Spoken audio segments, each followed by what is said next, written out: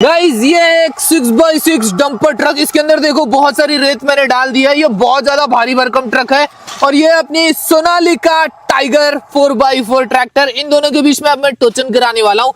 देखते हैं guys in दोनों में से कौन किसको खींच के लेके जाएगा। देखते हैं यार कौन है सबसे ज्यादा पावरफुल, अपना डंपर ट्रक या फिर अपनी सोनालिका 4x4 ट्रैक्टर। स्टार्ट करते हैं लड़ाई। 3, 2, 1 स्टार्ट हो चुकी है फाइट। भाई सोनालिका ट्रैक्टर बहुत ज्यादा पावरफुल है डंपर ट्रक के मुकाबले में। देखो ये डंपर ट्रक बहुत ज्यादा भारी भरकम है, फिर भी सोनालिका ट्रैक्टर इसको टोचन में आराम से हरा चुकी है।